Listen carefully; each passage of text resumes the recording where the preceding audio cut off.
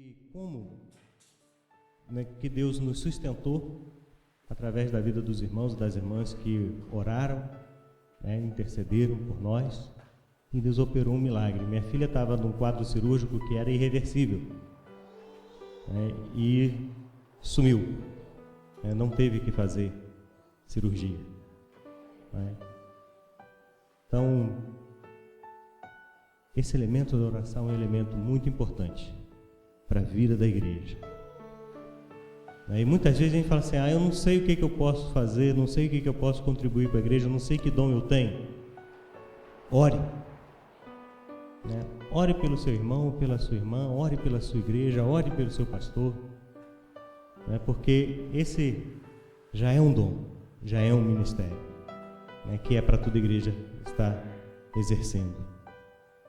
E junto a esse dom, temos que a cada dia alimentar em nosso meio a comunhão, o amor uns com os outros, porque a Bíblia no Novo e no Antigo Testamento diz que a comunhão no meio do povo de Deus gera fruto de bênção. Temos que desfrutar desse fruto de bênção na nossa igreja a cada dia. Que Deus nos abençoe. Eu convido a igreja nesse momento a abrir as Bíblias. Evangelho de Mateus, capítulo 10, a partir do versículo 5. A partir do versículo 16.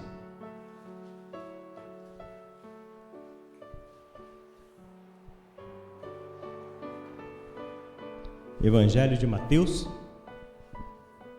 capítulo 10, a partir do versículo 16.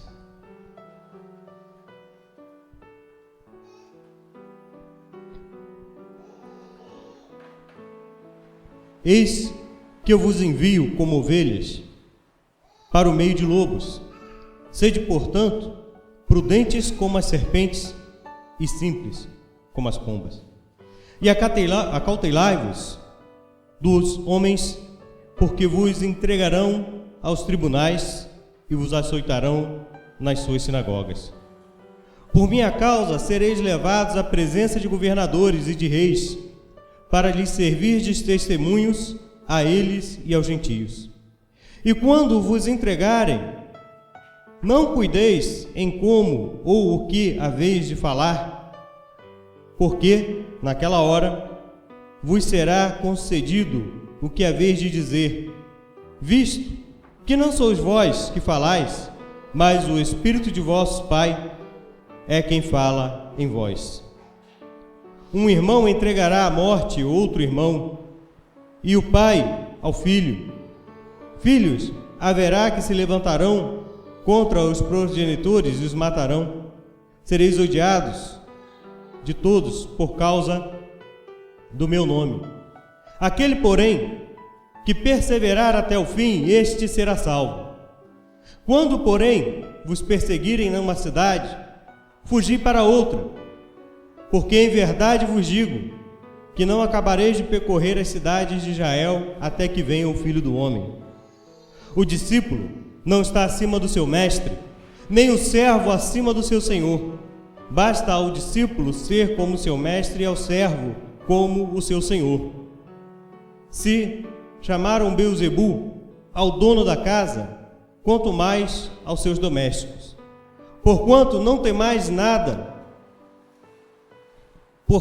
tem mais, pois nada há encoberto que não venha a ser revelado, nem oculto que não venha a ser conhecido.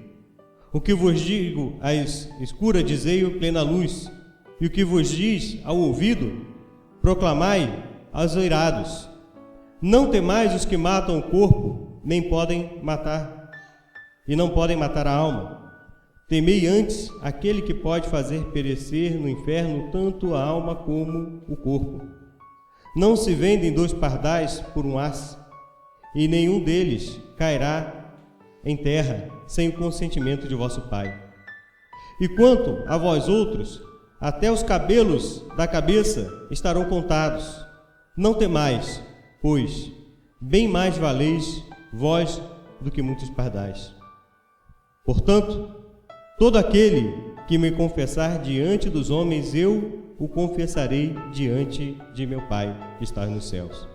Mas aquele que me negar diante dos homens, também eu negarei diante de meu Pai que está nos céus. Não penseis que vim trazer paz à terra, não vim trazer paz, mas espada. Pois vim causar divisão entre os homens, o homem e seu pai, entre a filha e sua mãe, entre a nora e sua sogra. Assim, os inimigos do homem serão os da sua própria casa. Quem ama seu pai ou sua mãe mais do que a mim, não é digno de mim. Quem ama seu filho ou sua filha mais do que a mim, não é digno de mim. E quem não toma a sua cruz e vem após mim, não é digno de mim. Quem acha a sua vida, perdê-la-á. Quem, todavia, perde a vida por minha causa, achá-la-á. Quem vos recebe, a mim me recebe. E quem me recebe, recebe aquele que me enviou. Quem recebe um profeta no caráter de profeta, receberá o galardão de profeta. Quem recebe um justo no caráter de justo, receberá o galardão de justo. E quem der de beber, ainda que seja um copo de água fria, a um destes pequeninos, por ser este meu discípulo, em verdade vos digo, que de modo algum perderá o seu galardão. Amém. Senhor nosso Deus, dá-nos, ó Pai, direção do Teu Espírito Santo na ministração da mensagem nessa noite, Senhor.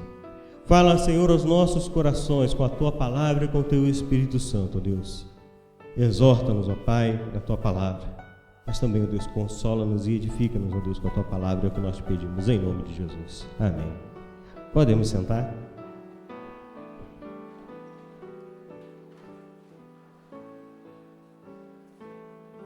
Nós temos falado sobre o projeto de Deus na nossa vida. Falamos o quanto esse projeto se torna atraente, se revela ao homem e à mulher. Falamos o que ele muda, o que ele gera na nossa vida. Falamos do valor, das prioridades, da direção que esse projeto gera em nossas vidas. E eu quero perguntar para você nessa noite: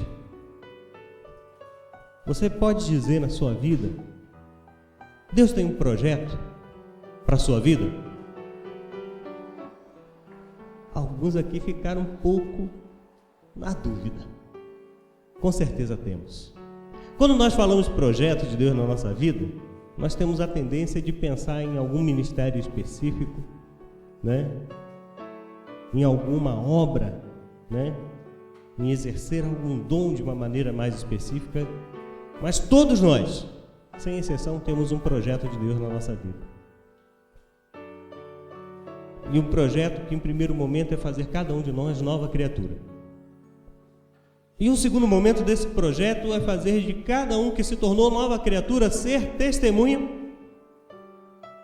desta salvação,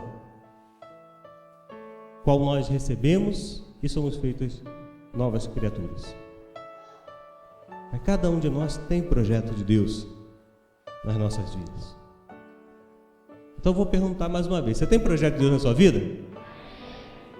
Deu mais convicção agora. Irmãos, e uma coisa assim que é importante sobre projetos. Projeto precisa ser realizado. Em tudo na nossa vida nós fazemos projetos. E para realizar o projeto nós temos que nos mover, temos que cumprir algumas etapas. Aquela prova era sua, Gabriel? O Gabriel está fazendo um simulado. É um projeto na vida dele, fazer a faculdade. Para isso, está estudando, fez um simulado e vai fazer. Agora é Enem, No meu tempo era vestibular, agora é Enem. Tem que se preparar para esse projeto. Se nós vamos construir uma casa, nós temos que ver as condições do terreno. para saber qual é a melhor maneira de construir a fundação de acordo com as características daquele terreno. Se é um terreno mais firme, a fundação é feita de uma maneira. Se é um terreno mais maleável, a fundação ela tem que ser mais profunda. Ela é feita de outra maneira para construir e edificar uma casa. E para colocarmos na nossa vida o projeto de Deus em prática, agir, nós também precisamos nos preparar, nos organizar para esse projeto se tornar uma realidade em nossa vida. E para nós trabalharmos esse projeto em nossa vida, é preciso conhecer qual é o campo de trabalho desse projeto. O que envolve o ambiente aonde nós vamos realizar o projeto de Deus na nossa vida. E o projeto de Deus na nossa vida de fazermos seus filhos, de fazer de nós sua igreja, de fazer de nós cidadãos do seu reino, testemunhos da sua palavra, nós precisamos conhecer o ambiente em que esse projeto se realizará. E esse texto que nós lemos, ele nos aponta a respeito do ambiente aonde nós vamos realizar esse projeto.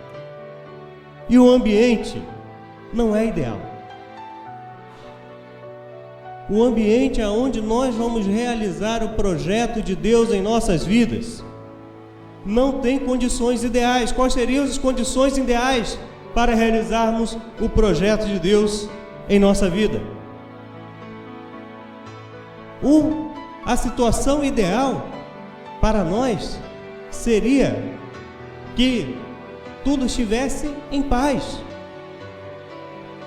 que todos aceitassem muito bem em nossa vida a presença de Deus, que estivéssemos a todo tempo, em todas as situações, em todos os ambientes, cercados de pessoas que têm a mesma direção em suas vidas que nós temos, que vem de Deus. Mas Jesus, quando fala aos seus discípulos, ele já começa falando: eis que vos envio como ovelhas para o meio de lobo. Então o projeto de Deus em nossa vida, o projeto de sermos nova criatura, que nos faz discípulos do Senhor para pregar esse evangelho da salvação no mundo em que nós vivemos, não vai ser realizado em um ambiente ideal. O ambiente ideal é aquele ambiente em que, quando nós fôssemos pregar, todos facilmente aceitariam essa palavra do evangelho do Senhor. Isso seria o ambiente ideal. Mas Jesus está falando de um ambiente em que seremos recebidos como o lobo recebe a ovelha. Ele fala que esse ambiente, e os discípulos viveram isso, foram levados a tribunais para dar o testemunho diante das autoridades da sua época. Foram presos, açoitados. E os discípulos viveram isso nos primeiros anos da igreja. Ainda há no mundo países que a perseguição dessa maneira se faz real. E no nosso país, que temos a liberdade religiosa, embora não tenhamos uma perseguição física, vivemos também a perseguição ideológica. Então, para realizarmos o projeto de Deus na nossa vida, temos que ter essa consciência. O campo não vai ser ideal, porque vamos muitas vezes nos deparar com pessoas que não vão dar ouvidos à nossa pregação. Muitos momentos nós vamos nos deparar com pessoas que vão tentar fazer que nós desviemos os nossos caminhos do centro da vontade de Deus. Vão tentar nos influenciar a largar os caminhos do Senhor, a desistir da mudança de vida que o Senhor tem para nós, a abandonar o projeto de nova criatura que o Senhor tem para nós. Lá em Timóteo, 2 Timóteo, Paulo também fala desse ambiente que não é ideal. 2 Timóteo, capítulo 3.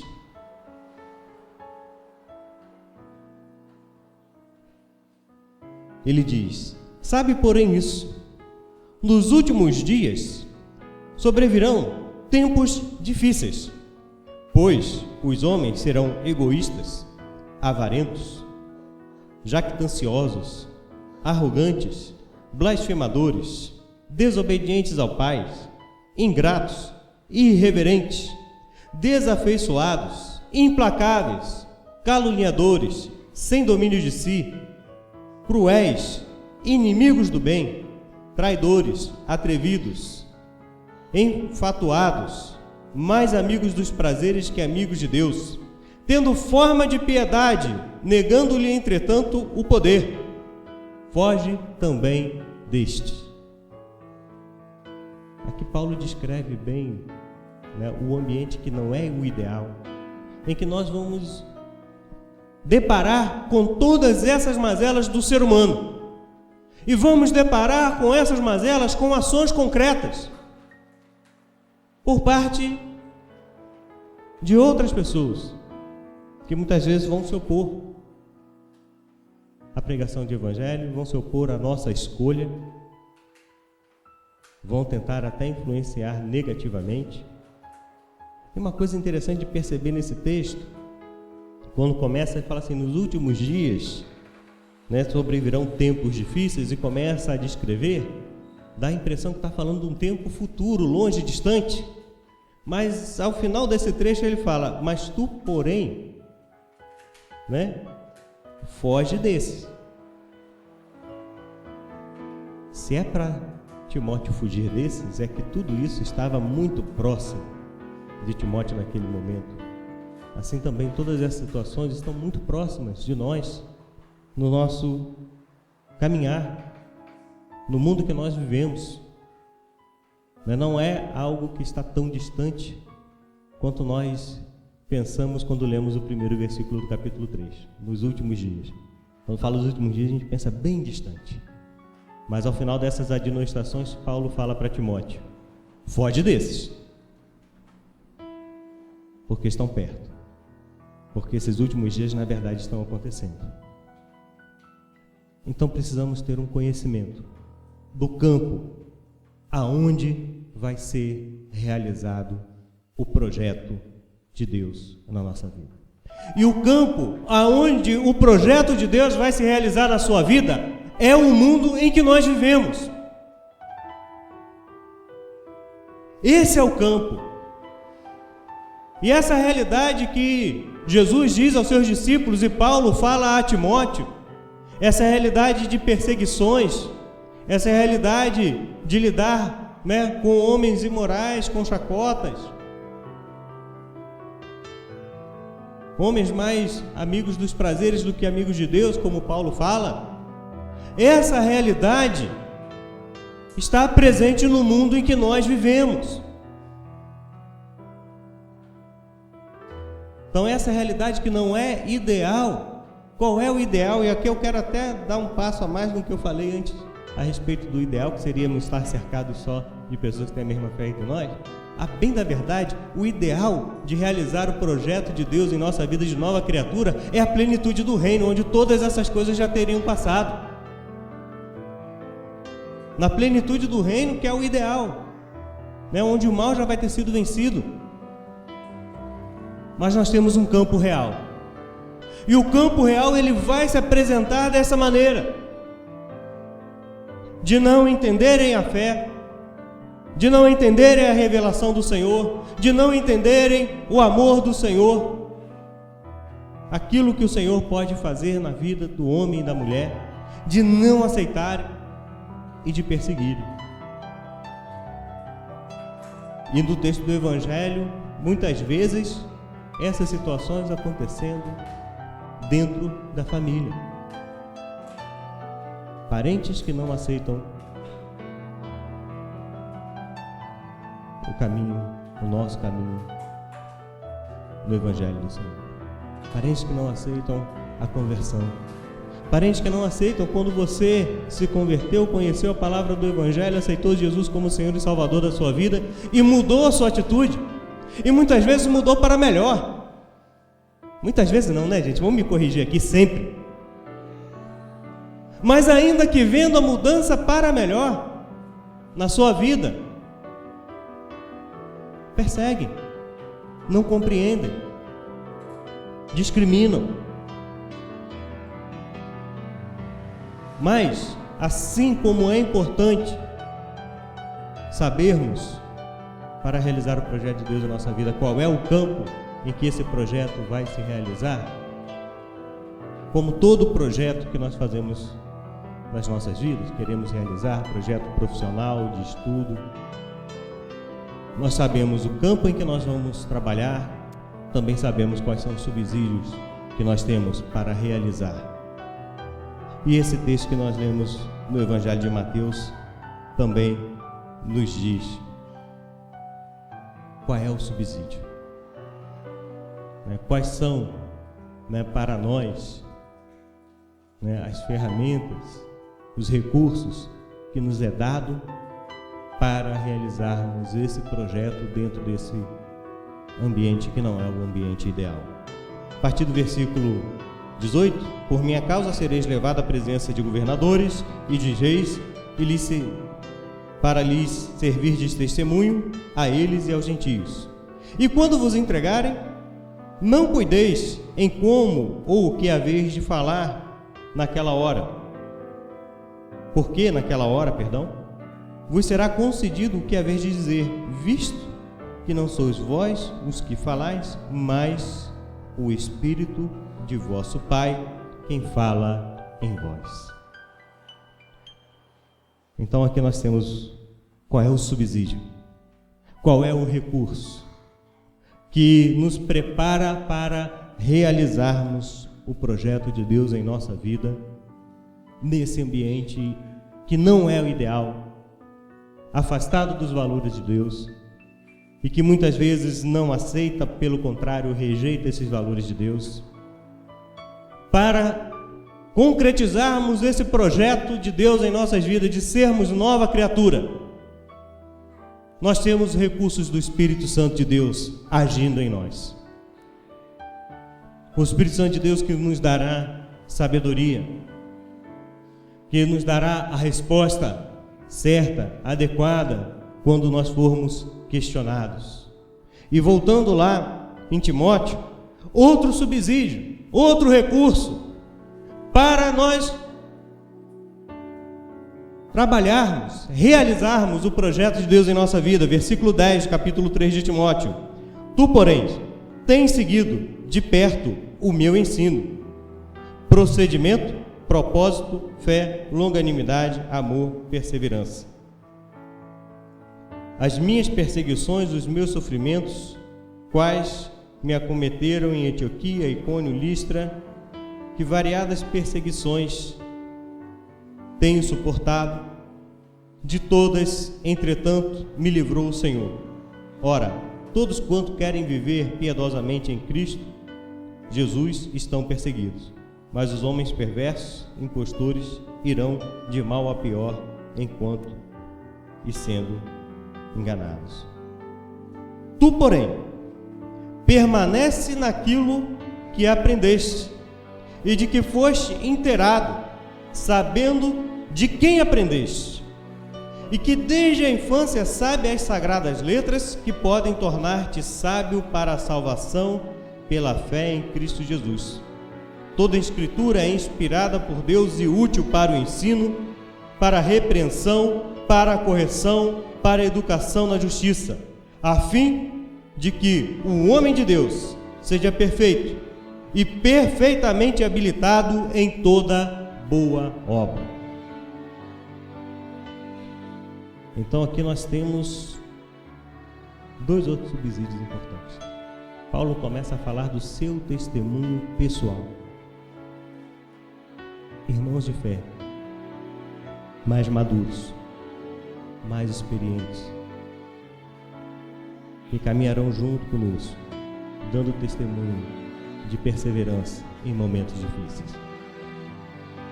E o mais importante, o recurso da palavra de Deus.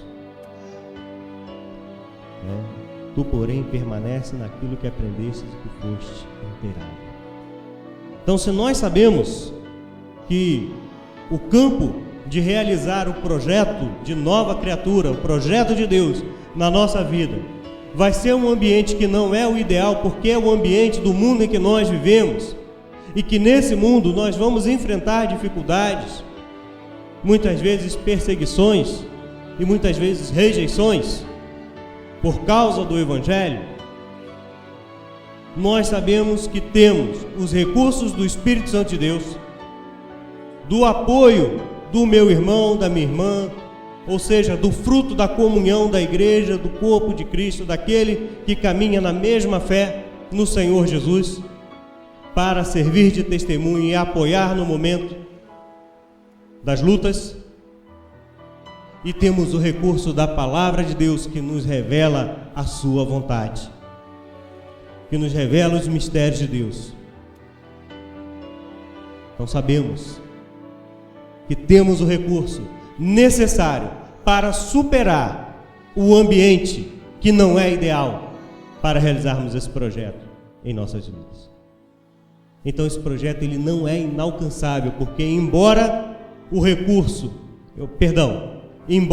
o ambiente não é ideal, o recurso que nós temos por parte de Deus é suficiente para que esse projeto se realize na sua vida.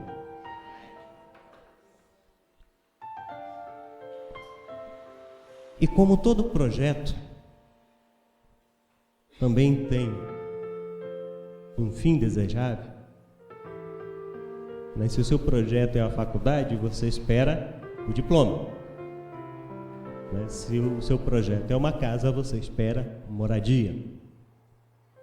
Mas se o seu projeto é fazer um investimento financeiro, você espera obter um retorno financeiro ao final desse projeto. O texto de Mateus também nos apresenta qual é o fim desejável desse projeto. A partir do verso 40, quem vos recebe, a mim me recebe. E quem me recebe, recebe aquele que me enviou. Quem recebe um profeta no caráter de profeta, receberá o galardão de profeta. Quem recebe um justo no caráter de justo, receberá o galardão de justo. E quem der de beber, ainda que seja um copo de água fria, a um destes pequeninos, por ser este meu discípulo, em verdade vos digo que de modo algum perderá o seu galardão. Então, o projeto de nova criatura em nossas vidas, o projeto de Deus em nossas vidas, ele tem um fim de que aqueles que nos acolhem como filhos de Deus, como enviados do Senhor, serão abençoados. O fim desse projeto de Deus na sua vida de ser nova criatura, você vai se tornar nova criatura para ser bênção na vida de outro. Porque aqui nesse texto ele não está falando do galardão que nós vamos receber, que os discípulos vão receber, mas o galardão daqueles que acolherem os discípulos. Quem recebe o profeta no caráter de profeta, recebe o galardão de profeta. Quem recebe o justo, receberá galardão de justo. E sabermos que o projeto de Deus, o projeto de nova criatura em nossas vidas, ele